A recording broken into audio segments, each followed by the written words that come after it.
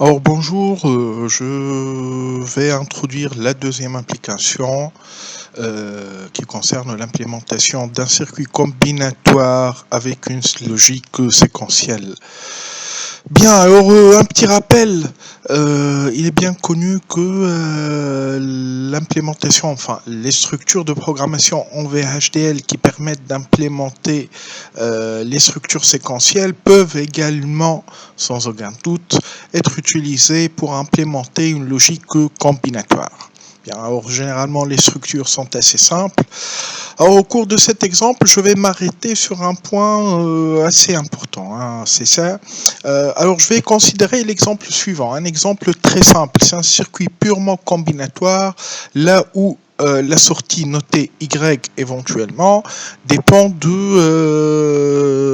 l'entrée, de la combinaison des entrées. Alors il s'agit d'une entrée binaire codée sur 2 bits tout simplement, donc je prends l'ensemble des combinaisons possibles de l'entrée, c'est-à-dire le 0, 0, 0, 1, 1, 0, 1, 1, 1. Et puis là, c'est l'équivalent que je vais utiliser par la suite lors de la programmation VHDL, l'équivalent en entier. Bien, alors la sortie va prendre la valeur 0 par là, 1 par là, mais quelle est la particularité de cet exemple?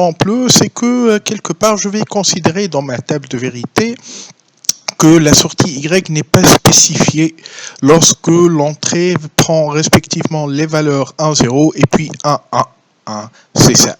Bon, c'est assez rudimentaire, c'est assez trivial jusque-là.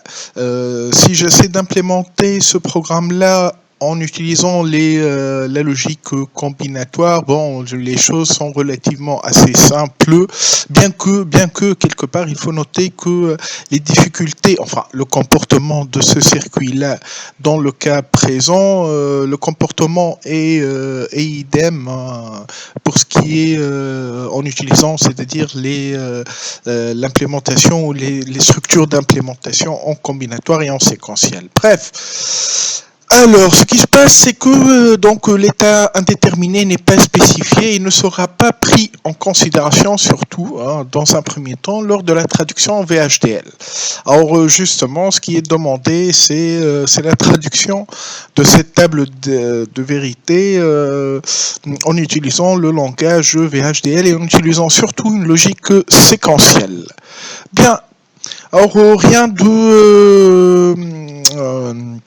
rien d'alarmant, enfin, rien de spécial, hein. C'est ça, ce que je vais faire, c'est la chose suivante, une entité, l'entrée, enfin SEL pour dire sélection, hein, c'est ça, variante de 0 à 3, la sortie de type logique binaire, hein, c'est ça, et puis je vais déclarer éventuellement un process dans lequel le paramètre de sensibilité est l'entrée, et puis bon, je vais utiliser une structure conditionnelle de type if then else if, hein, c'est ça. Donc si l'entrée égale à 0, la sortie va prendre la valeur 0. Le cas, sinon, si l'entrée va prendre la valeur 1, la sortie va prendre la valeur 1. Et puis, c'est-à-dire, autrement dit, j'ai spécifié seulement ces deux cas de figure. Si l'entrée égale à 0, la sortie sera égale à 0. Entrée prend la valeur 1 en décimale, la sortie va prendre la valeur 1. Et puis je me désintéresse de l'implémentation de ces deux cas de figure. C'est ça. Or, quel sera l'état, comment est-ce que le système va évoluer lors des simulations? Alors voilà, ce qu'il en est, bien. Alors, premier cas de figure. Alors, si l'entrée va prendre la valeur 0, 0 ou le 0, 1, c'est comme indiqué par là et par là, hein, c'est ça, c'est-à-dire c'est le 0, 0 ou le 0, 1 éventuellement. Alors, par là, la sortie va prendre la valeur 0, par là, la sortie va prendre la valeur 1. Au cours de ce laps de temps.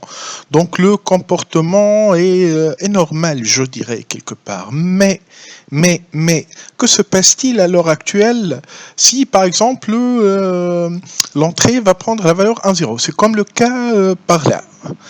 Alors, remarquons que lorsque l'entrée va prendre la valeur 1, 0, la sortie Y va prendre la valeur 1. Oui, peut-être.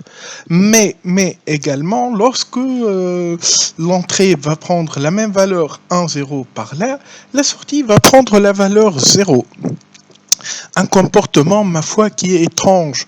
Étrange, cela est dû essentiellement à la nature combinatoire du circuit, qui est supposé être un circuit qui n'a pas de mémoire, je dirais. La sortie va prendre directement, va prendre une valeur qui va dépendre directement de la valeur des entrées. Donc, ce qui est extravagant par là, c'est-à-dire, c'est le fait que pour la même entrée, pour la même valeur présente au niveau des entrées 1, 0, par là, la sortie va prendre la valeur 1, alors que par là, la sortie va prendre la valeur 0.